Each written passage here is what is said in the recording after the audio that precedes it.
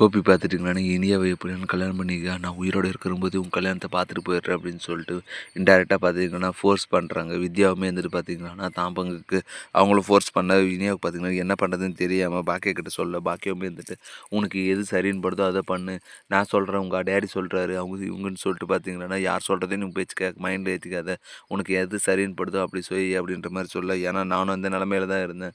நான் இப்போ யார் பேச்சும் என்னால் வந்து அப்போ தெளிவான முடிவு எடுக்க முடியாதனால தான் நான் இவ்வளோ கஷ்டப்பட்டேன். என்னாலமும் உனக்கும் வரக்கூடாது, அதனால் உனக்கு எது சரின்னு படுதோ அதை தெளிவாக யோசிச்சு பண்ணு, நீ ஒன்றும் சின்ன குழந்தை இல்லை அப்படின்ற மாதிரி அட்வைஸ் பண்ணேன்.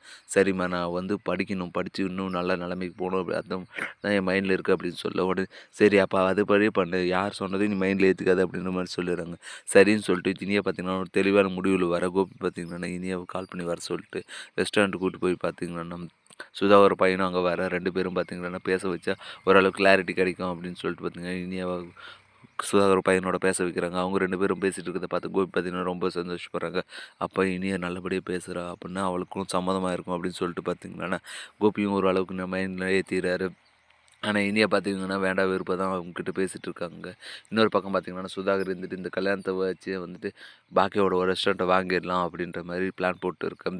இதெல்லாம் தெரியாது பாக்கியை பார்த்தீங்கன்னா நம்ம வேணால் சுதாகர்கிட்ட பேசலாமா அப்படின்னு சொல்லிட்டு யோசிச்சுட்டு பார்த்தீங்கன்னா சுதாகர் வீட்டுக்கு போக அங்கேயுமே பார்த்தீங்கன்னா சுதாகர் ரொம்ப நல்லவர் மாதிரியே பேச ஒரு வேளை இவர் நல்லவராக தான் இருப்பாரோ, இது பழசெல்லாம் மனசில் வச்சுக்காம நல்லபடியாக பேசுகிறாரு, நாம் தான் எதாவது தப்பாக முடிவு வந்துட்டோமோ அப்படின்னு சொல்லிட்டு பாக்கியவே யோசிக்கிற அளவுக்கு பார்த்தீங்கன்னா சுதாகர் நடிக்க இதை உண்மை நினச்ச பாக்கியா பார்த்தீங்கன்னா சரி நான் பேசுகிறேன், ஆனால் என் பொண்ணுக்கு அந்தளவுக்கு இந்த கல்யாணத்தில் இன்ட்ரெஸ்ட் இல்லை அப்படின்ற மாதிரி சொல்ல.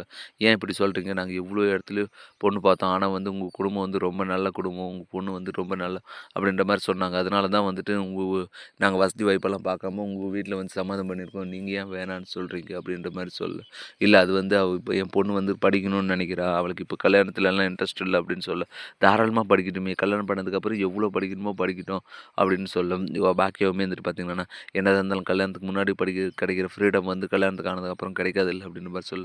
ஏன் பாக்கி இப்படியெல்லாம் பேசுகிறீங்க, நாங்கள் வந்துட்டு எதனா தப்பாக இது பண்ணியிருந்தால் கூட என்னை மன்னிச்சிடுங்க, அன்றைக்கி ஏதோ உங்கள் கோவத்தில் உங்கள் ரெஸ்டாரண்ட் கேட்டால் நீங்களும் கொடுக்கறதில்லன்னு சொல்லிட்டீங்க, அதை கூட நான் பெருசாக எடுத்ததில்லை, அதை அன்றைக்கே நான் மறந்துட்டேன், நீங்களும் அதை மறந்துடுங்க, இப்போ நம்ம 2 குடும்பமும் ஒன்று சேர போகுது, அதனால் நீங்கள் எதை நினச்சி கவலைப்படாதீங்க, நாங்கள் பார்த்துறோம் அப்படின்ற மாதிரி சொல்லிட்டு பார்த்தீங்கன்னா சுதாகர் அங்கேருந்து கிளம்பி போக இவருமே வந்து புரிஞ்சுக்க மாட்டாரு, என்ன தான் பண்ணலாம், அத்தையும் வந்துட்டு நம்ம சொல்கிறத ஏற்றுக்க மாட்டாங்க, யாருமே வந்து இனியாவோட மனசை புரிஞ்சுக்க மாட்டாங்க, நல்ல இடம் நல்ல சம்மந்தம்னு சொல்லிட்டு தான் கல்யாணத்தை முடிக்க பார்க்குறாங்களே தவிர இனியாவுக்கு எது பிடிக்கும் பிடிக்காதுன்றது தான் அவங்க மைண்ட்லேயே ஏற்றி மாட்டாங்களே அப்படின்னு சொல்லிட்டு பார்த்தீங்கன்னா பாக்கியம் வந்துட்டு ரொம்பவே கஷ்டப்படுறாங்க.